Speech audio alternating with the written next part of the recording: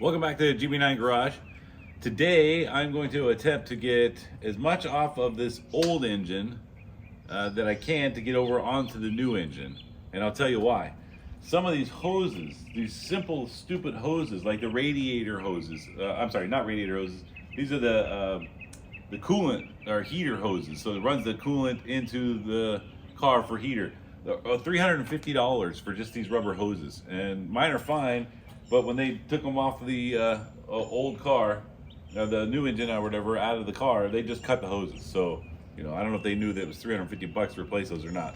But things like that. So, I'm also going to be getting the coil packs out of this car and using those over here because I just replaced them, so they're pretty much brand new, and things like that. Just the radiator hose, just the one radiator hose that goes here, $100. Now, the one that's in the car is still good as far as I know. There's no problems with it. So for $100, I'm going to keep it for now, and it's easily accessible. So it's not like something I got to do. Yeah. So there we go. I'm going to start moving stuff over. So one of the first things I'm going to remove is the intake manifold so I can get to those coil packs. The nice part is I'll have all these leftover parts like fuel injectors and all that kind of stuff. So yeah, we're gonna go ahead and get these intake manifolds taken off, get the coil packs off, and then we should be done with this top end for right now.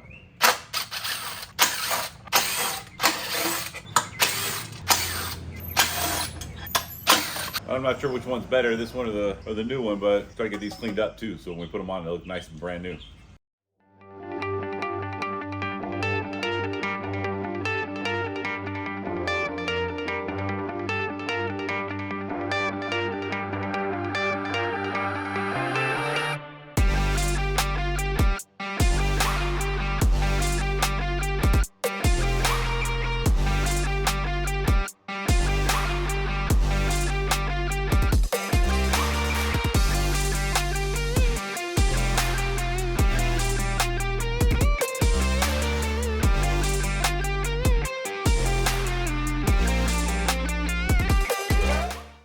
Okay, so I got the intake manifolds off.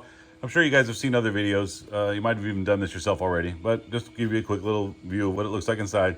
All the coil packs are here. Spark plugs are, of course, underneath those. Intake manifolds are out. I taped them off just to make sure nothing falls down into the cylinders. I'm going to be disassembling this whole engine, so I guess it's probably not really necessary, but it just seems like good practice. So now I'll go ahead and remove all these coil packs.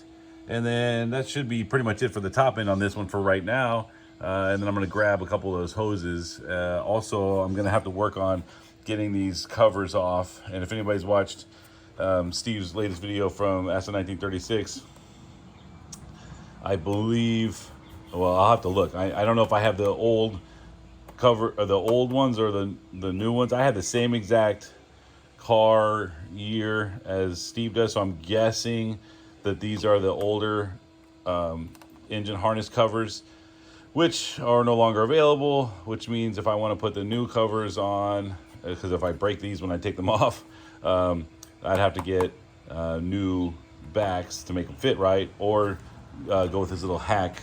I will, of course, have to take them off on the new engine as well, and maybe I'll get lucky and those will be the newer ones, and then I can order the new covers, which are only like $12. So we'll see. Let's get these coil packs off though, and we'll go from there.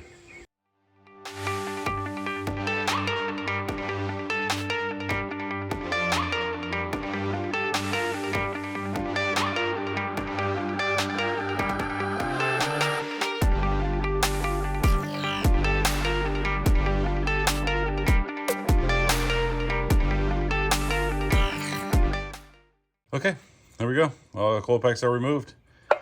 These are the less expensive version from, got them on Amazon, I guess it was.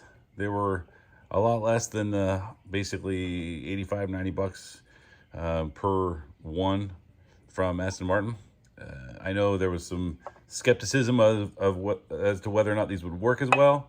To be honest, once I put them in, I had no problems whatsoever. So yeah, I'm going to stick with them. They're still working fine. Again, they were pretty much brand new. So maybe they won't last too long, but at this point, I'm not going to go into it for another over $1,000 for just a new coil pack. So again, I think these were working just fine, so we're going to reuse these. All right, so I'm going to try to get this cover off without breaking it too bad. I know this probably not going to happen, but we're going to give it a shot anyway. Oh, I think we already broke one.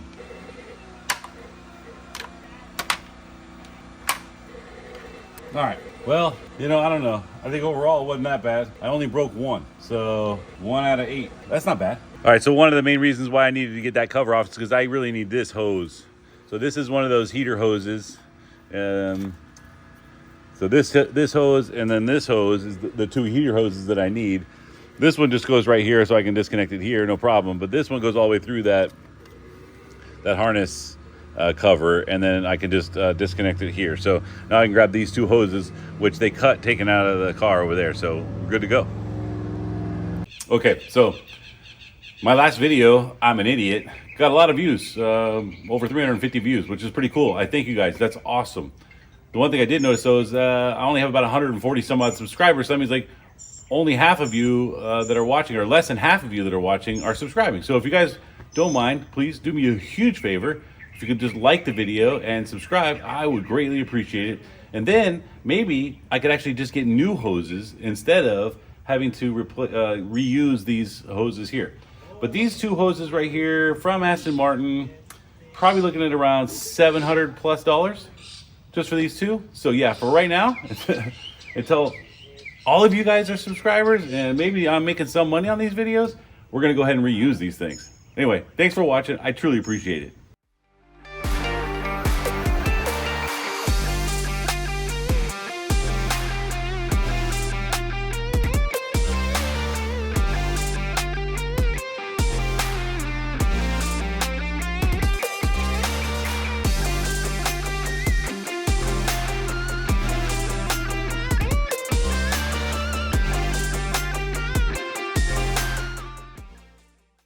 All right, so I got the fuel rails out, and now I'm pulling these fuel injectors out.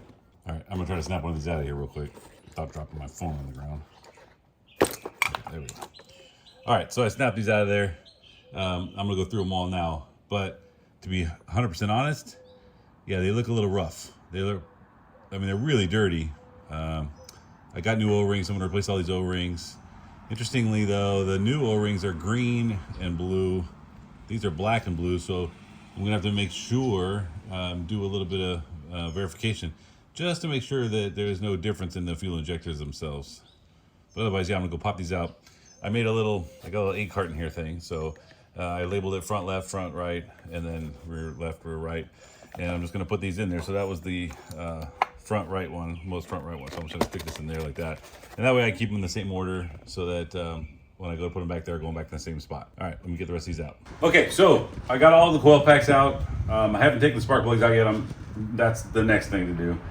But here's the 2 coil packs. This is the one out of the new engine. So these are Aston Martin factory coil packs. I mean, there's no way to look at them and decide whether or not they're good or not, but they certainly look clean and all that. So there's not like some issue there, but then I don't think they ever change, you know, even when they're not working great. I have no way of knowing whether these were working great or not.